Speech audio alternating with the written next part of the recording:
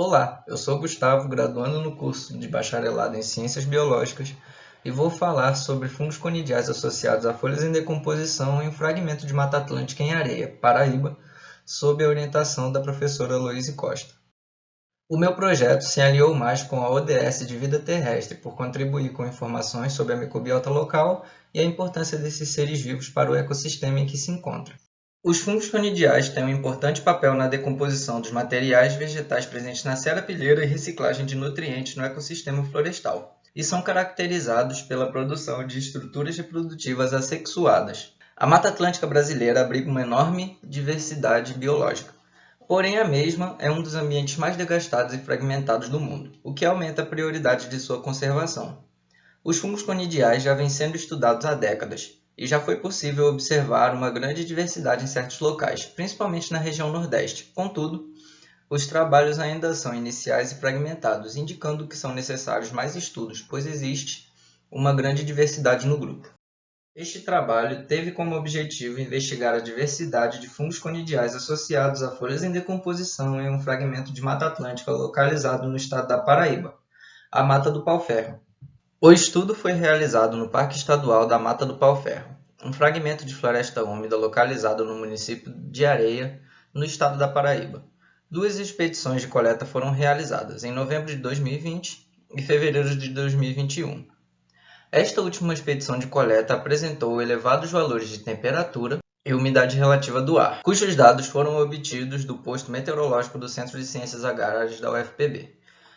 Em cada expedição foram escolhidos casualmente 5 pontos. Em cada ponto foi delimitada uma área de aproximadamente 25 metros quadrados, e dentro desta área foi lançado um quadro vazado na qual foram coletadas 4 folhas da serapilheira, repetindo esse processo 4 vezes. Então, o total de substratos foram 16 por ponto e 160 em todo o projeto. Inicialmente, as amostras passaram por um processo de lavagem em água corrente por 30 minutos e foram incubadas em câmaras úmidas compostas por placas de Petri mais papel filtro umedecido, as quais foram analisadas sob o microscópio estereoscópio. As estruturas fúngicas reprodutivas de valor taxonômico foram coletadas com agulhas e acondicionadas em lâminas permanentes com resina, que foram analisadas sob o microscópio óptico para identificação utilizando literatura especializada. Para a análise dos dados, foi construído um inventário com dados quantitativos, que constam os taxos de microfungos saprobes associados às folhas nas diferentes expedições de coleta. Dados de riqueza, abundância e índice de diversidade de Simpson e Shaw foram obtidos nas diferentes expedições de coleta. A comparação da riqueza de táxons nas diferentes expedições de coleta foi realizada por meio das curvas de rarefação. O diagrama de Venn foi construído para verificar a sobreposição de táxons nas comunidades, assim como táxons exclusivos. Diferenças na composição de espécies entre as comunidades de fungos e as expedições de coleta foram avaliadas por meio da análise de variância multivariada por permutação Permanova e da análise de coordenadas principais PCOA, utilizando a medida de distância de Bray-Curtis. As análises foram realizadas com o apoio dos programas PEST versão 4.3 e Biodiversity Pro 2. Durante o trabalho, foi obtido um total de 118 espécimens pertencentes a 42 táxons. Os maiores valores de riqueza, abundância, diversidade de Simpson e Shaw foram obtidos na segunda expedição de coleta. Expedição esta que apresentou elevados valores de temperatura e umidade do ar. As condições climáticas com elevados índices de temperatura e umidade e a grande diversidade de espécies vegetais presentes em matas úmidas propiciam um ambiente bastante variado, favorecendo a ampla colonização fúngica, além de intensificar o processo de decomposição.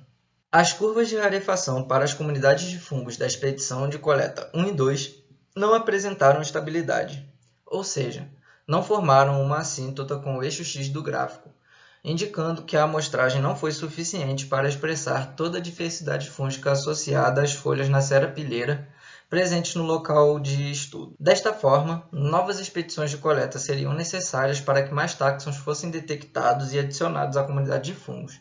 Inicialmente, mais uma expedição de coleta tinha sido proposta. Entretanto, a mesma foi suspensa devido a medidas de distanciamento social no controle da pandemia do Covid-19.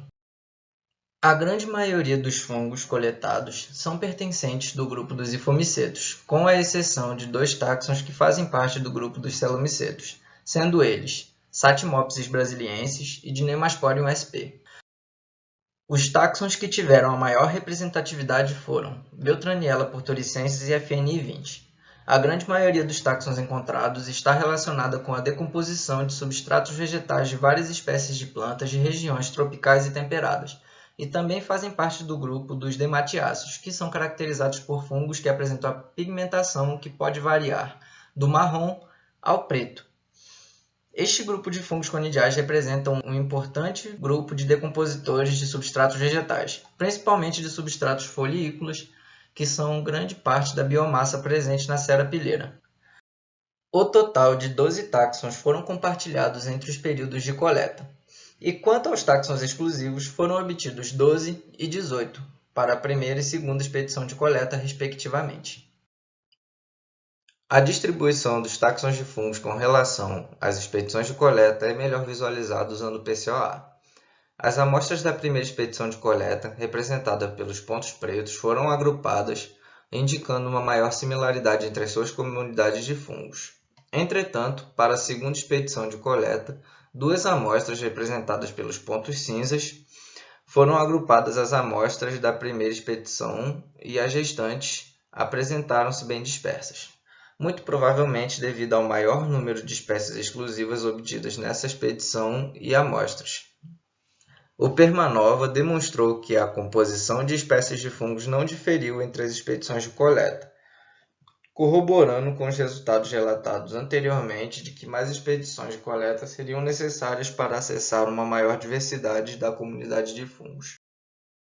Como conclusões, foi observado que mais expedições de coleta seriam necessárias para acessar uma maior diversidade de fungos.